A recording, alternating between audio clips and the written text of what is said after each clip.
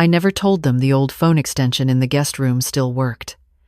It had been there since David was a teenager, back when we had landlines in every room and long-distance calls cost a fortune. Richard installed it himself in 1989, ran the wire through the wall so our son could have privacy for his homework calls. I'd forgotten about it for years, but that first week in their house, when I couldn't sleep and the silence pressed down on me like a weight, I remembered, and I picked it up. It was almost 11 at night. I wasn't expecting anything. Maybe I just wanted to feel connected to something, even if it was just a dial tone. But when I lifted the receiver, I heard voices. David and Megan. They were in the kitchen, the cordless phone between them on speaker, and they were talking to someone about my bakery. At first, I thought I was dreaming. The medication made everything foggy those first few weeks. But then I heard the number, 750,000, and I heard David say, "She doesn't need to know until it's done. By then, it won't matter." I held my breath. My hands were shaking, but I didn't hang up. A man's voice, flat and professional, said, "And she'll sign the transfer documents?" "She's not in any condition to refuse," Megan answered. "We're her caregivers now. The doctors already have concerns about her memory. It won't take much to get a competency ruling." I set the receiver down so gently it didn't make a sound.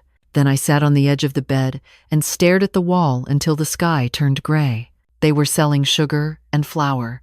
The bakery Richard and I built with our savings in 1987.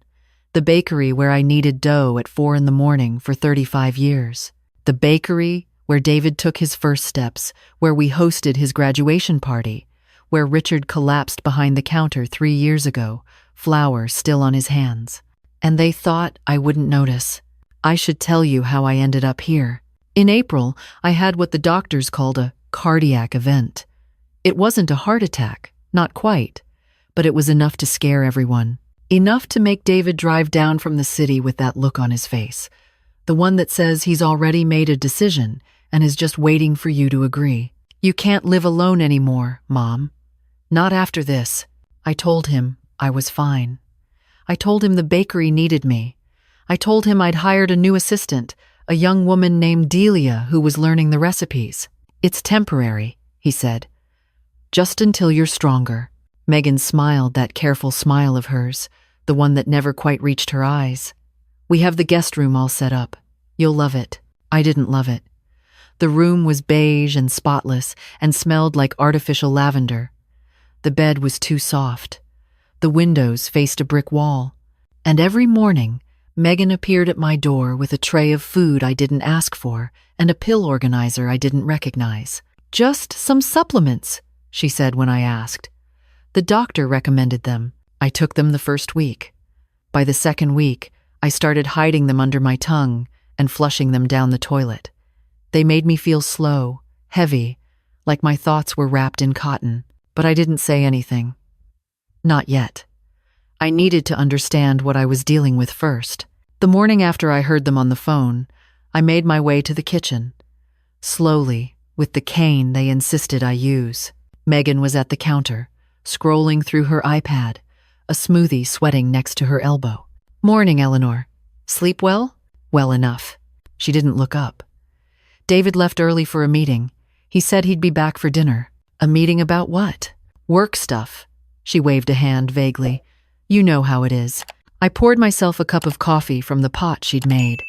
It was weak, the way she liked it. I missed the dark roast I brewed at the bakery, strong enough to keep me alert through the morning rush. "I was thinking," I said, keeping my voice casual. "I'd like to visit the bakery this week. Check on Delia." Megan's scrolling stopped. "Just for a second." "Oh, I don't think that's a good idea. You're still recovering." "I feel fine," the doctor said to avoid stress. "And you know how that place gets." That place. Like she was talking about a landfill instead of my life's work. "I built that bakery," I said quietly. "I think I can handle a visit."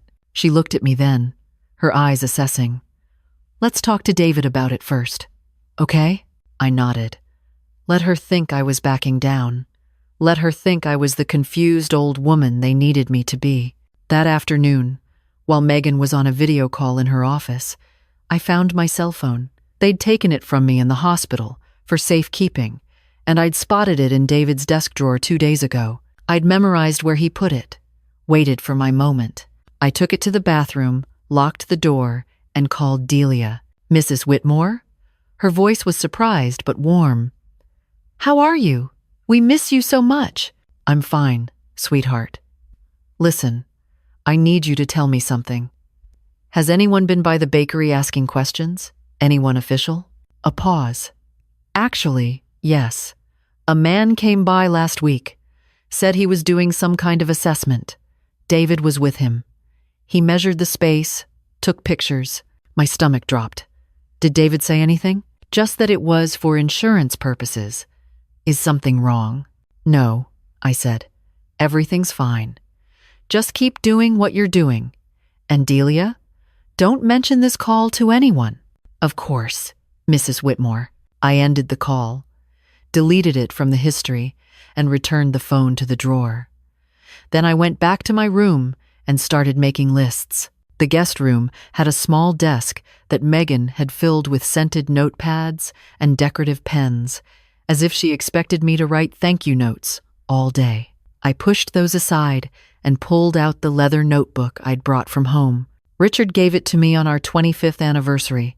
I'd used it for recipes, for inventory, for the occasional poem when I was feeling sentimental. Now I used it for evidence. May 3rd, 10:47 p.m. Overheard phone call. David and Megan discussing sale of bakery. Amount, $750,000. Mentioned competency ruling. Buyer unknown. May 5th. Delia reports David brought assessor to bakery. Claimed insurance purposes. I underlined insurance purposes twice. Then I started planning. The next few days, I watched everything. The way Megan checked on me too often, always with that nurse's smile. The way David avoided my eyes at dinner, talked about everything except the bakery. The way they spoke in hushed voices whenever they thought I wasn't listening. I used the phone extension every night. Sometimes there was nothing. Sometimes there was everything. "The appraiser's coming Monday," David said one night. "He needs to see the equipment, the building condition." "What about her?" Megan asked. "What about her?" "She hasn't asked to go back in weeks. She asked me on Tuesday." Silence. Then David said, "Just keep her comfortable. The paperwork should be ready by the end of the month." I wrote it all down. Dates, times, exact quotes when I could remember them. My handwriting wasn't as steady as it used to be, but it was clear enough for a lawyer. My granddaughter Sophie came to visit on the second Saturday. She was home from college for the summer, working an internship at some tech company downtown. She'd always been my favorite, though I'd never say that out loud. She had Richard's eyes and my stubbornness. "Grandma!" She hugged me tight in the doorway. "You look good." "I look tired," I said. "But thank you for lying." She laughed and followed me to the living room. Megan made herself scarce, muttering something about errands. Good. I needed Sophie alone. We talked about her classes, her job, her boyfriend who wasn't quite a boyfriend yet. Normal things, safe things. But Sophie kept watching me with that look I remembered from when she was a child. The one that said she was working out a puzzle. "Grandma," she said finally, "are you okay?" Really? I considered lying. It would have been easier. But Sophie was 21 now, and she'd always been able to see through me. "Can you keep a secret?" Her eyes sharpened. "Always." I told her everything. The phone calls, the assessor, the sale they were planning without my knowledge. She listened without interrupting, her face growing still and hard. "That's illegal," she said when I finished. "That's fraud." "I know. We have to stop them." "I know that too." I reached over and squeezed her hand. "But I need to do this carefully. If I confront them now, they'll just claim I'm confused. They've already been setting that up." Sophie nodded slowly. "The competency thing. Yes. What do you need?" I looked at her.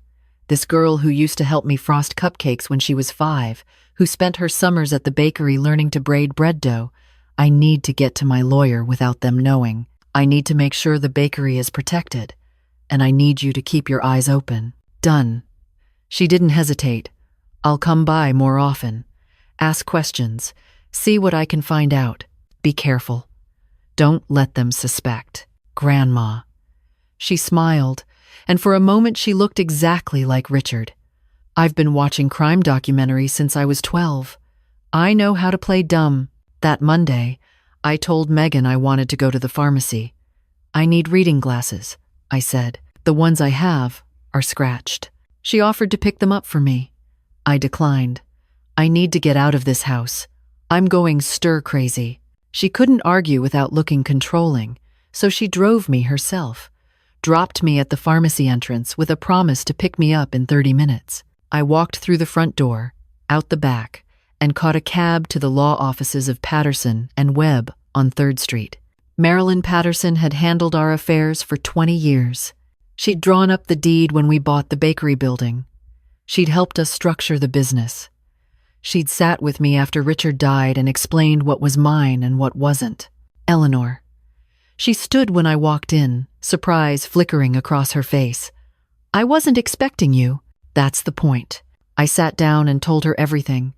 She listened the way lawyers do, with a notepad and a pen and a face that gave nothing away. When I finished, she was quiet for a long moment. You're sure about what you heard? Positive. And you have documentation? I pulled the notebook from my purse.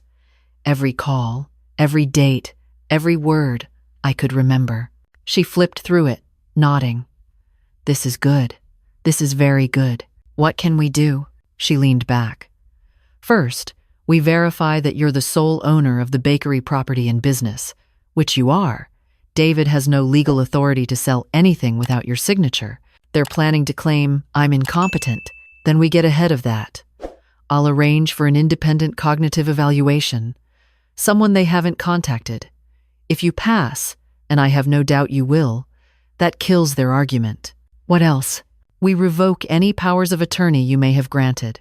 We update your estate documents to remove David as executor. We put the bakery in a trust that can't be touched without your explicit consent. Verified by my office. I felt something loosen in my chest. Can we do all that without them knowing? We can, she smiled grimly. But Eleanor, at some point, you'll have to confront them. You understand that? I understand. I stood up, gathered my purse. But when I do, I want to be armed. I made it back to the pharmacy with 5 minutes to spare, bought the cheapest reading glasses on the rack, and walked out the front door just as Megan's car pulled up. Find what you needed? She asked. Yes, I said. I did. The cognitive evaluation happened on a Thursday. Dr. Rosen was a geriatric specialist. Sophie had researched someone with no connection to David or his contacts. We met at her office across town while Megan thought I was at a podiatrist appointment. I answered her questions, completed her puzzles, recited sequences of numbers forward and backward. It wasn't hard. My mind was sharper than it had been in months, now that I'd stopped taking whatever Megan was giving me. Mrs. Whitmore, doctor, Rosen said when we finished. You're cognitively sound. Better than most people your age, frankly. Can you put that in writing? I can and will. She tilted her head. May I ask why this is so important? Because someone is trying to take what's mine by claiming I've lost my mind. She nodded slowly, no judgment in her eyes. I'll have the report to your lawyer by Monday. That weekend, Sophie came over for dinner. David and Megan played the gracious hosts, all smiles and small talk. But I saw the way David's jaw tightened when Sophie mentioned the bakery. I drove by yesterday, she said casually. Delia showed me the new display case. It looks amazing. We're thinking of remodeling, David said quickly. The place needs updating. Really? It seemed fine to me. Megan jumped in. Just some cosmetic improvements. Nothing major. Sophie caught my eye across the table. A tiny nod. She'd seen through them, too. After dinner, while David was on a call and Megan was doing dishes, Sophie slipped into my room. I found something. She showed me her phone. An email forwarded from a chain that had been carelessly left open on David's laptop. The subject line read, Re. Whitmore Property. Final offer. $780,000, Sophie read quietly. They're selling it to a developer. They want to tear it down and build condos. I sat down heavily on the bed. Condos. They were going to destroy 35 years of my life for condos. Grandma. Sophie knelt beside me. We have to stop this. We will. My voice came out steadier than I felt. But not yet. Not until everything's in place. The papers were ready by the following Wednesday. Marilyn had worked fast. A new trust for the bakery, naming me as sole beneficiary with Sophie as successor. Revocation of all powers of attorney. Updated will removing David entirely. I signed each document in her office. My hand steady, my signature strong. One more thing, I said when we finished. I want a cease and desist letter drafted. To my son and his wife. Marilyn nodded. What should it say? That any attempt to sell, transfer, or encumber my property without my written consent will result in immediate legal action. That I am fully competent to make my own decisions, and that any further interference will be treated as elder abuse under state law. She almost smiled. I'll have it ready tomorrow. I didn't know how they'd react. That was the part I couldn't control. But I knew how I would feel when I finally said the words out loud. The letter arrived at their house the same day it was delivered to David's office. I was in the living room when he came home, his face white, the envelope crushed in his fist. What is this? I set down my book. I think you know. Megan appeared in the doorway, her own copy in hand. Eleanor, what have you done? Protected what's mine. David's voice cracked. We were trying to help you. No. I stood up slowly, using the cane for balance, but not for support. You were trying to help yourselves.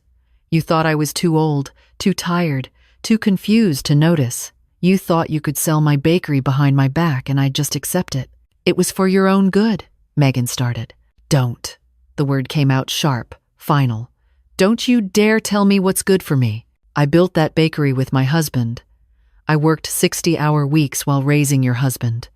I held it together when Richard died, when I wanted to close the doors and never look back. And you thought you could take it from me because I had one bad day in April?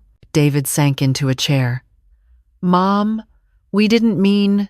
You didn't think I'd find out. That's what you meant.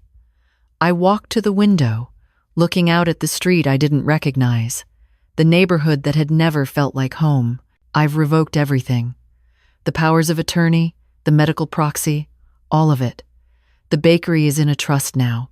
You can't touch it. Silence stretched between us. What about Sophie? Megan asked, her voice thin. She's named as successor? She earned it. I turned to face them. She earned it by being honest with me, by treating me like a person instead of a problem to solve. David looked up, his eyes red. I'm sorry. I believe you're sorry you got caught. He flinched.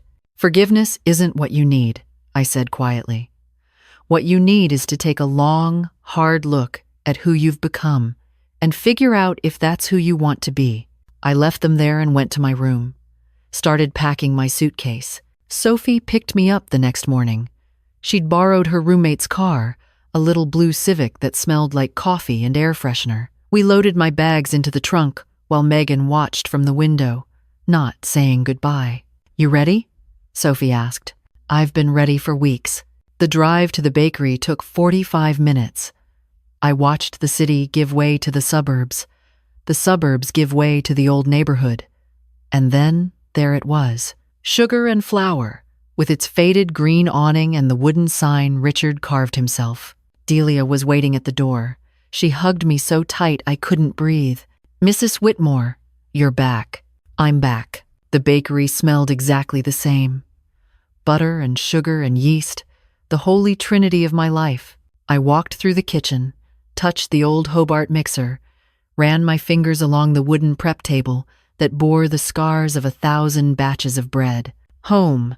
I was finally home. That night, I slept in the little apartment above the bakery. Richard and I had lived there for the first 10 years before we saved enough for the house. The furniture was outdated, the carpet worn thin, but when I lay down on that bed, I slept better than I had in months. The days after that settled into a new rhythm. I came back to work slowly, mornings only at first. Delia had kept everything running beautifully. The regulars cried when they saw me behind the counter again. Old Mrs.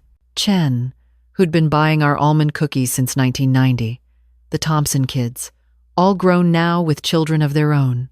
The mail carrier who'd become a friend over 3 decades of daily deliveries. "We thought we'd lost you," Mrs. Chen said, pressing my hand. "Not yet," I told her. "Not for a long time." David called once, 2 weeks after I left. I let it go to voicemail. "Mom, I know you're angry. I know I don't deserve your forgiveness, but I want you to know I'm sorry. Really sorry. Not just for getting caught. For everything." I listened to it twice, then deleted it. Maybe someday we'd talk. Maybe someday I'd find enough grace to hear him out, to understand whatever fear or greed had driven him to this. But not today. Today, I had bread to bake. Sophie started coming by on weekends. She'd help in the kitchen, learning the recipes I'd never had time to teach David because he'd never been interested. "The croissants are the hardest," I told her, showing her how to fold the butter into the dough. "Most people give up after the 3rd fold. I won't give up." "I know you won't." One Sunday afternoon, she found me on the little patio behind the bakery, drinking iced tea and watching the afternoon light move across the brick wall. "Grandma, can I ask you something?" "Always." She sat down across from me. "How did you know what to do when everything was falling apart? How did you stay so calm?" I thought about that for a long moment. I wasn't calm. I was terrified. Every day, I woke up afraid they'd find out what I was planning, afraid I'd slip up, say the wrong thing, give myself away. "But you didn't." "No." I looked at her, this girl who carried so much of Richard in her eyes. "Because being afraid isn't the same as being weak. I've been scared my whole life, Sophie. Scared when we opened this place and didn't know if we'd make rent. Scared when the diagnosis came back positive in 2015 and I had to do chemo alone because Richard was already too sick. Scared every single morning after he died." She reached over and took my hand. "But here's what I've learned," I continued. "You don't have to stop being afraid. You just have to keep moving anyway. One step, then another. One document signed, one phone call made, one day survived. And eventually, you look up and realize you've won."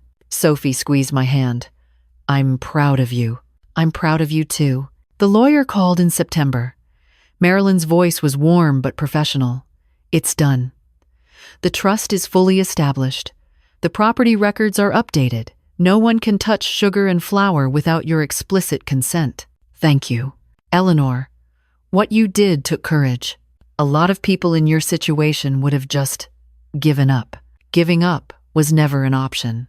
I hung up and sat for a long time in the quiet kitchen, listening to the hum of the refrigerator, the tick of the old clock on the wall. Then I got up, tied on my apron, and started the dough for tomorrow's bread. 3 months later, I had a visitor I didn't expect. Megan appeared in the doorway one Tuesday morning. No warning, no call ahead. She looked different, smaller somehow, like something had deflated inside her. "Can we talk?" I wiped my hands on my apron and nodded toward the back room. She sat across from me at the little table where I used to do the books. Her hands were shaking. "I'm not here to make excuses," she said. "I know what we did was wrong." "Then why are you here?" "Because I need you to know it wasn't all about money." She looked down at her hands. "David and we've been struggling. The house, the cars, keeping up appearances. We got so deep into debt I couldn't see a way out. And when your heart thing happened, when we saw the bakery just sitting there, you saw an opportunity." She flinched but nodded. "I'm not saying it's okay. I'm saying I understand now why I let myself become someone I hate." I was quiet for a long moment. "What do you want from me, Megan?" "Nothing." Her voice cracked. "I just wanted you to know that I'm sorry." and that David and I are seeing a therapist, separately and together. We're trying to figure out how we got here. That's good. She looked up, surprised. I mean it, I said. I don't forgive you. Not yet. Maybe not ever. But if you're trying to be better, that matters. She nodded, wiping her eyes. Sophie said, You might say that. Sophie's been talking to you? A little. She said you always believed people could change, even when they didn't deserve it. I thought about that. About all the years I'd spent in this kitchen, teaching new employees who made mistakes, giving second chances to suppliers who let me down, forgiving customers who were rude because I knew they were just having bad days. Change takes work, I said, finally. Real work, not just apologies. I know. Then prove it. She left without asking for more. And somehow, that meant more than any grand gesture would have. The holidays came and went. I spent Thanksgiving at the bakery, cooking for the regulars who had nowhere else to go. Christmas was quiet. Sophie brought her boyfriend, who turned out to be less of a boyfriend and more of a fiancé. I cried when she showed me the ring, then made them both help me frost 300 sugar cookies. New Year's Eve, I stood in the kitchen alone after closing. The counters were clean, the ovens cooling, the coffee pots empty. I poured myself a glass of wine and walked through the space that had defined my entire adult life. The scratches in the prep table from years of use, the photos on the wall, Richard and me young and hopeful, then older, then just me. The recipe cards in his handwriting, stained with butter and age. I raised my glass to his picture. I kept it, I said quietly. I kept everything, and somewhere, in the silence of the empty bakery, I could have sworn I heard him answer. If this story touched you, share it with someone who needs to hear it. You're never too old to fight for what's yours, and you're never too tired to start again.